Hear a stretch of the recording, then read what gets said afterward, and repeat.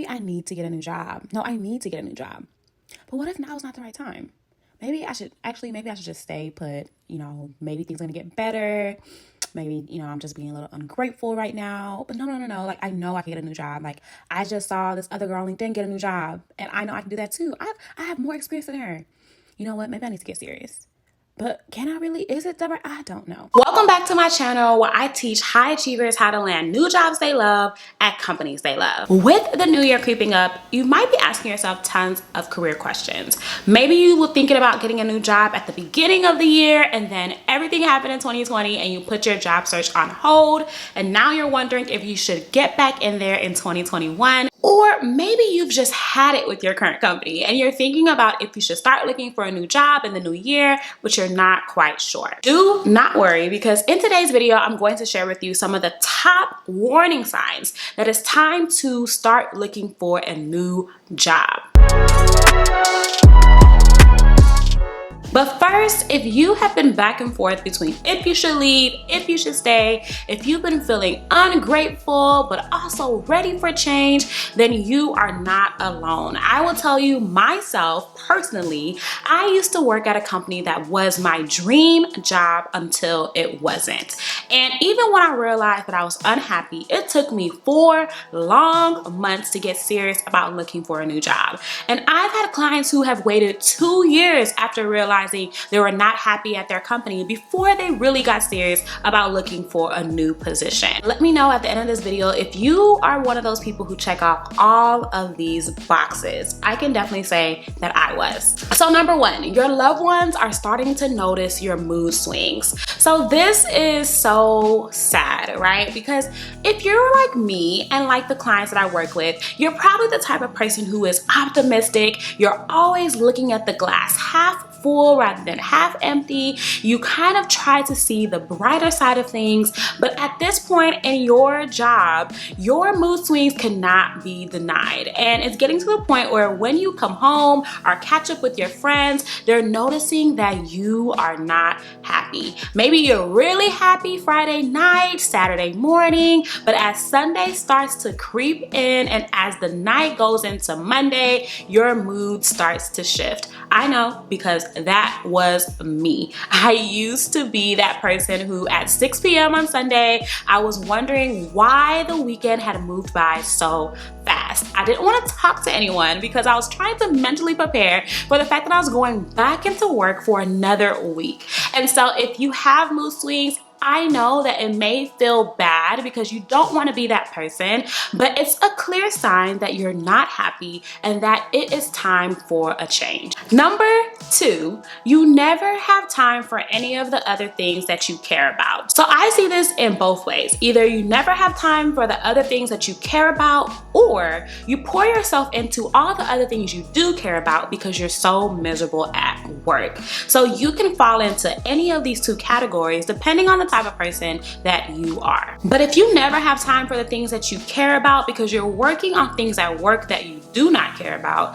then that is a major warning sign that it's time to pack your things and start plotting your exit. Okay, don't literally pack your things because obviously we haven't really got the next job yet, but this is a time to start packing your things mentally because it's time to get serious about landing that next position. The next one is that you no longer feel challenged at work. Maybe you used to feel challenged. Maybe that was the exact reason why you took the job. But now, months and maybe even years into your position, you're realizing that you just are feeling bored. You're feeling frustrated because you're not learning anything new. You're not experiencing any challenges, and everything just feels very mundane.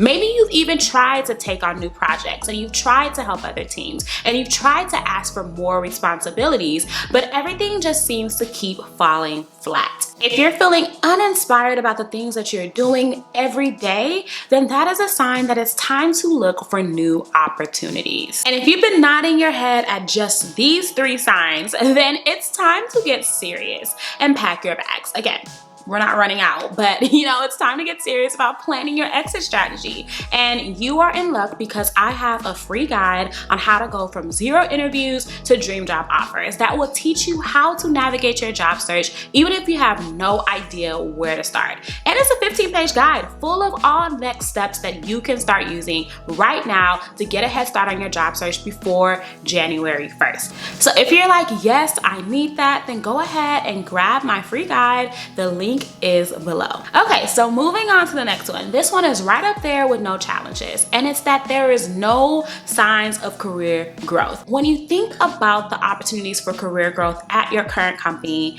there are few to none. And also a major warning sign is if you don't even want the type of career growth that's possible for you at that company. So maybe you look at the people that are above you and you see that they're also bored, frustrated, overworked, and you do not want to be like them. Or maybe the things that they're working on are things that don't excite you either. And so if there is no signs of career growth or no real excitement for the career growth that's possible for you, then that is a sign that you need to find career growth elsewhere. The next one is one I personally used to experience, and it's that your stomach turns whenever someone asks you about work.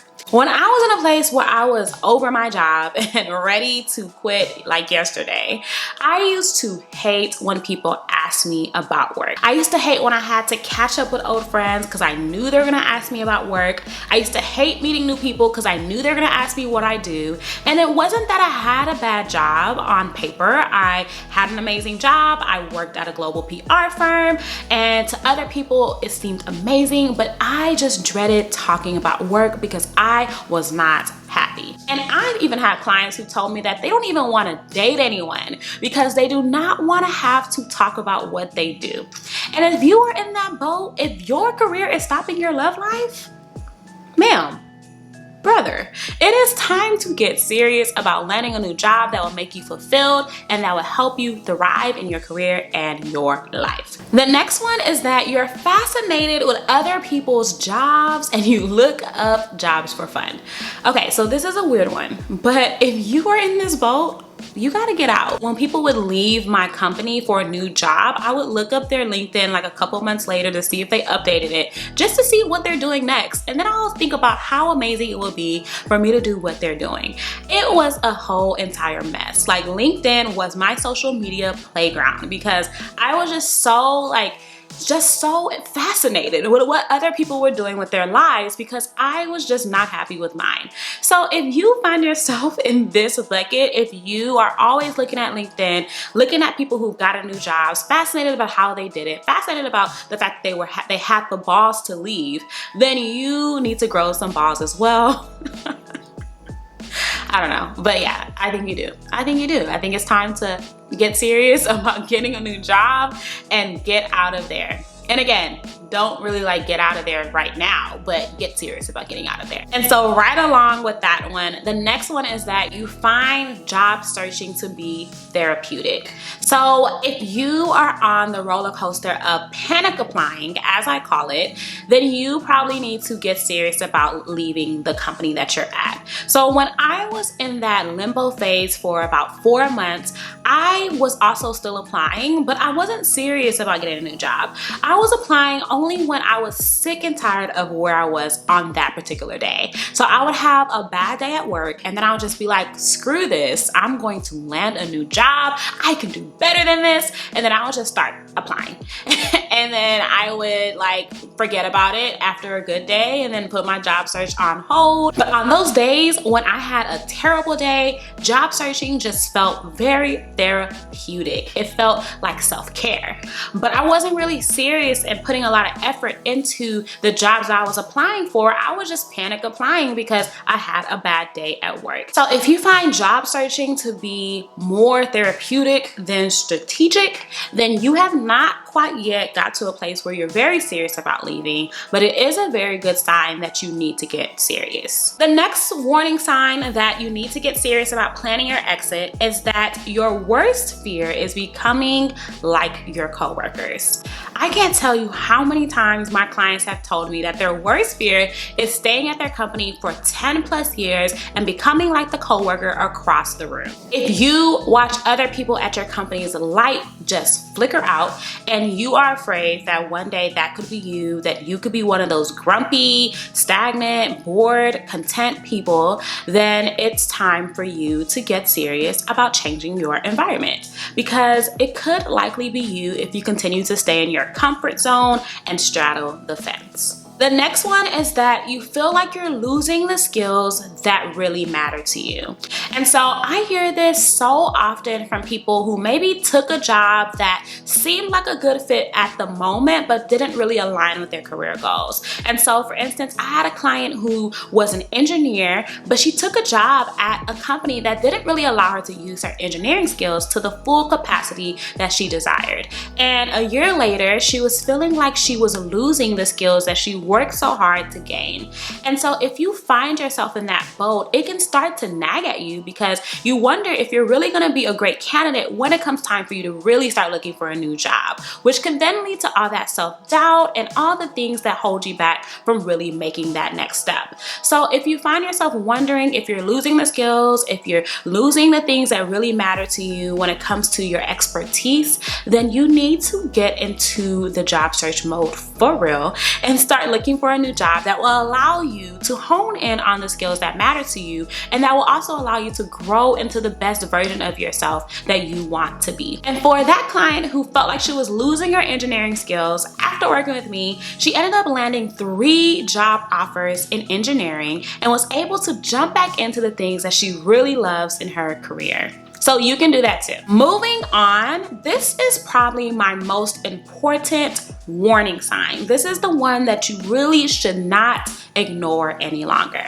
And it's if you feel that nagging thought that I can do more than this. I can tell you that every day when I was working at a job I no longer loved, I used to sit at my desk with this feeling that I am called for more, that I can just do more. I didn't even know what that meant. I didn't even know what I was gonna be doing, but I knew that it was a sign that I had to follow. And so I look at that feeling of that nagging thought that I can do more than this like your internal alarm. You should not ignore it because it's there for a reason, and it's calling you into whatever it is that's next on your path. And I know if you're not into path and calling and whatever, you don't have to be, but I truly believe that if you feel that thought that you can do more than this, it is there for a reason, and it's time to discover what the more is that you can do. If you're ready to start planning your exit strategy just from hearing all of those warning signs, then you are in luck, because you can go ahead and grab my 15-page free guide